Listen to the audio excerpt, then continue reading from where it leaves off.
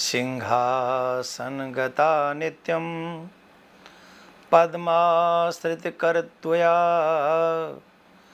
शुभदास्तु सदा देवी स्कंदमाता यशस्वनी। बोलो स्कंद माता की जय। प्रिय भक्तों, जो नवरात्रि का व्रत रख रहे हैं, जिन लोगों ने लगातार नवरात्रि में अपनी माता को मनाने का भाव बनाया हुआ है, उन सभी भक्त वृंदों के लिए आज हम पंचम नवरात्रि की बात करेंगे, चर्चा करेंगे और स्कंद माता की कथा सुनेंगे। स्कंद माता जो पहाड़ों में रहकर सांसारिक जीवों में नव चेतना का निर्माण करने वाली हैं।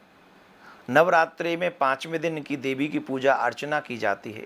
कहते हैं कि इनकी कृपा से मूढ़ भी, जो कितने भी मूढ़ हो, मूकम करोति वाचालम, वो कितना भी मूढ़ क्यों ना हो, वो भी विद्वान हो जाते हैं, ज्ञानी हो जाते हैं। स्कंद कुमार कार्तिकेय की माता के कारण इन्हें स्कंद माता के नाम से भी जाना जाता है। इनके विग्रह में भगवान स्कंद बाल रूप से, जैसे स्कंद जो है कुमार कार्तिकेय, इनकी गोद में विराजमान है। देखो यहाँ पर बड़ा अच्छा भाव है। 5वें दिन हम नवरात्रि की कथा सुन रहे हैं। आप समझिए कितना सुंदर भाव है कि जो स्कंद माता का पूजन अर्चन वंदन करते हैं, कितनी कृपा करती हैं माता स्कंद माता। जैसे एक माँ अपने बच्चे को हमेशा अपनी गोद में सुरक्षित रखती है, वैसे ये भाव है कि कार्तिकेय ही नहीं, ये पूरा ब्रह्मांड है कार्तिकेय। जितनी भी मनुष्य जाति है वो मेरे इस कार्तिकेय के समान है।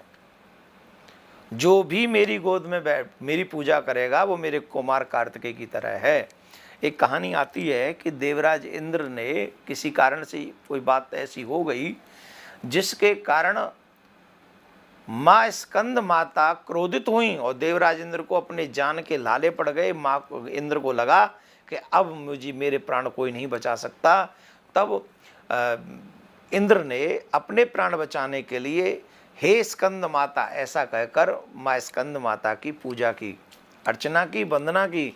तब जाकर उनको प्राण दान मिले देवराज इंद्र को।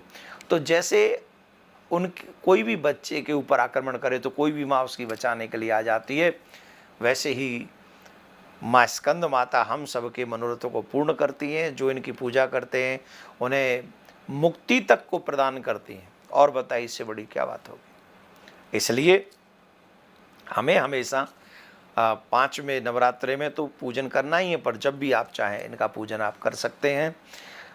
जो स्कंद माता की पूजा करते हैं और जिनकी कुंडली में बुध ग्रह थोड़ी भी डिस्टर्ब रहती हो, बुध ग्रह अप एंड डाउन कर रही हो, तो जो स्कंद माता की पूजा करते हैं उनकी बुध ग्रह जो है वो संतुलित होती है, शुभ फल देने वाली होती है।